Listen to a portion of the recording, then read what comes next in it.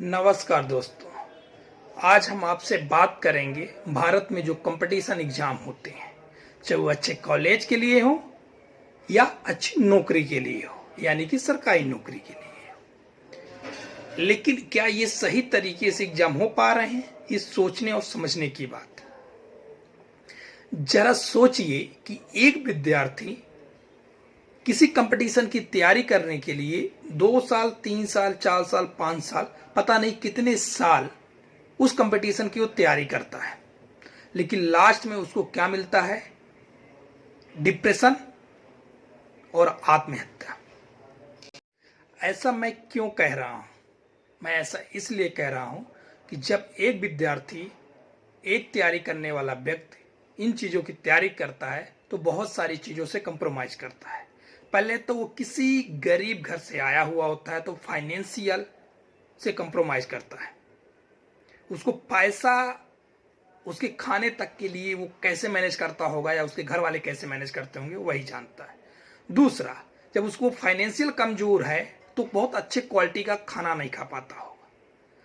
तीसरा, वो अपनी नींद के साथ बहुत ज्यादा कंप्रोमाइज करता होगा, जो कई दिनों तक वो 1, 2, 4 घंटे, 6 घंटे सोता होगा और ये सोने से उसकी आदत ऐसी बन जाती है तो कम सो पाता होगा, जिससे उसका माइंड सेट अच्छा नहीं हो पाता, वो इजिली डिप्रेशन में जाने का खतरा होता होगा। कोई भी त्योहार वो मना ना पाता होगा कभी फैमिली के साथ। इतना बड़ा कंप्रोमाइज है, क्योंकि हर एक अच्छे व्यक्ति के लिए या एक अच्छे सोसाइटी के लिए हर बंदा अपने फैमिली के साथ फेस्टिवल मनाए तो खुशी की बात है। कमा किसके लिए रहा है? वो किस लिए जी रहा है? अपने फैमिली से दूर रहता है, वो सालों सालों घर नहीं आता। जरा सोचिए, ये सब कंप्रोमाइज करता है बस एक एग्जाम के लिए। उस एग्जाम में पास होके मैं अच्छा कॉलेज या अच्छी नौकरी पा जाऊंगा। जरा सोचिए कि ऐसे कंपटीशन करने वाले विद्यार्थी के साथ सरकार क्या करती है। सरकार ये करती है कि वैकेंसी नहीं निकालती, और वैकेंसी तब निकालेंगी जब सरकार का फायदा होगा, यानी कि जब चुनाव आने वाले होंगे। और उस टाइम में वैकेंसी निकालेंगी कि चुनाव के पहले एग्जाम हो जाए रिजल्ट के लिए, या चुनाव के पहले फॉर्म भर जाए और पेपर के लिए नेक्स्ट सरकार मजबूरन बनाना पड़े, क्योंकि उनको एग्जाम देना है। ऐसी सरकारें धांधली कर रही हैं और इस पे कोई सवाल खड़ा नहीं कर रहा है। तो आप जरा सोचिए कि ये तैयारी करने वाले विद्यार्थी के साथ सरकारें वैकेंसी नहीं निकालेंगी, और वैकेंसी निकालेंगी तो उसमें बहुत सारी कंडीशन के साथ निकालती हैं कि अगर आप अगले चुनाव में हमें जिताएंगे तब जाके आपका एग्जाम हो पाएगा या रिजल्ट निकल पाएगा। ऐसा बहुत बार हुआ, आपको भी पता है, हमें भी पता है। अगर एग्जाम्पल के लिए एक वैकेंसी निकल भी गई तो वैकेंसी निकलने के बाद इतने सारे फॉर्म भरे जाते हैं जिससे कंपटीशन ज्यादा होता है। और फॉर्म इसलिए भरे जाते हैं कि लोगों को एक सपना होता है कि एक सरकारी नौकरी कर सके या सरकारी कॉलेज मिल सके। जो सरकार अगर अलग से इंफ्रास्ट्रक्चर बहुत अच्छा बनाई होती तो कंपटीशन अपने आप ना होता। जरा सोचिए, एक एग्जाम के लिए यूपीएससी में 10 लाख से ज्यादा, एसएससी में 1-2 करोड़ लगभग, ऐसे बहुत सारे एग्जाम है जो करोड़ों के पहले नीचे गिरते ही नहीं है। और एक अगर पियून की भी नौकरी निकलती है तो पीएचडी तक का बंदा उस पियून की नौकरी के लिए एग्जाम में फॉर्म भरता है। अब जरा सोचिए कि भारत की ये कंडीशन है एक सरकारी नौकरी पाने के लिए। उसके बाद सोचिए कि आपने एग्जाम में फॉर्म भर दिया, सरकार ने पैसा ले लिया, तो उसके बाद आपको एग्जाम की डेट नहीं मिलेगी। एग्जाम की डेट बड़े मुश्किलों से आएंगी, अगर आई तो उसको एक्सटेंड होता रहेगा कुछ रीजन देके।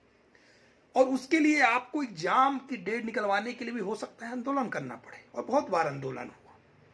अब एग्जाम्पल के लिए अगर एग्जाम की डेट आ भी गई तो आपको मन चाहा जो चॉइस फीलिंग में है तो आपको सेंटर नहीं मिलेगा, क्योंकि आपने रिसेंटली देखा कि एक यूपी के बंदे को अंडमान निकोबार या कहीं और ऐसी जगह पे दे दिया कि उसका एग्जाम वहां जाना ही मुश्किल हो गया। अगर एक बॉयज है वो किसी माध्यम से जाता है, क्योंकि ये ज्यादातर सरकारी नौकरी की तैयारी गरीब ही लोग करते हैं, मिडिल क्लास के लोग करते हैं, हाई फाई लोगों के लिए कोई नौकरी की जरूरत नहीं पड़ती। तो आप सोचिए कि वो ट्रेन से कितना सफर करके जाएगा, अगर वो फ्लाइट से जाएगा तो उसका किराया कितना लगेगा। जरा सोचिए, सरकारें को ऐसा तो नहीं करना चाहिए।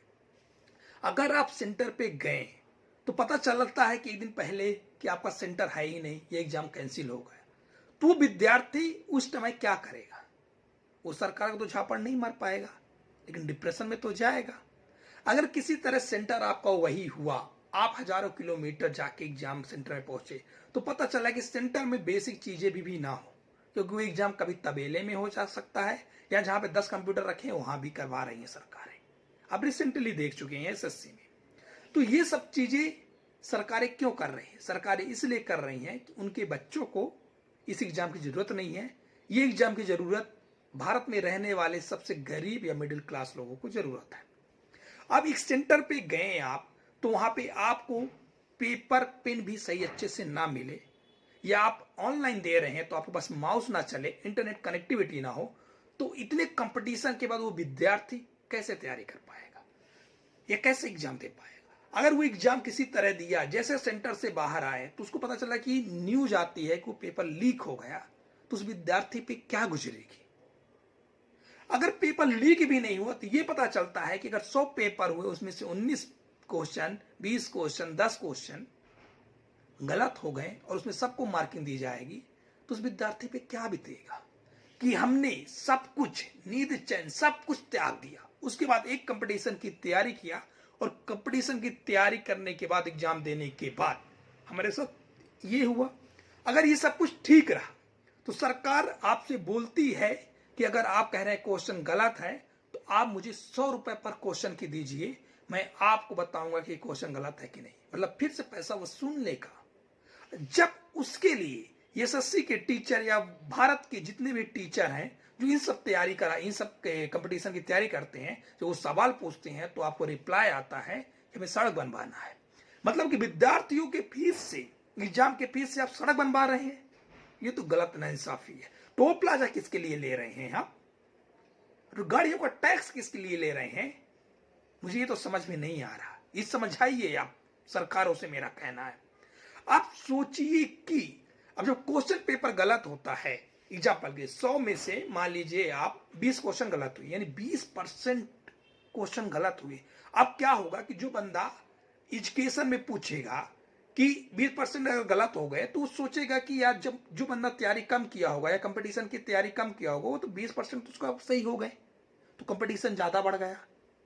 और क्वेश्चन भी ऐसे आएंगे कि आउट ऑफ सिलेबस हो, जो लॉजिकल नहीं हो सकते, ऐसे भी क्वेश्चन देखे गए हैं। अब सोचिए ऐसा क्वेश्चन लाने वाले लोगों को क्या कहना चाहिए? मतलब उस डिपार्टमेंट के संस्था को क्या कहना चाहिए? मुझे लगता है कि वो मेंटली डिप्रेशन है और मेंटली पागल है, उसको इलाज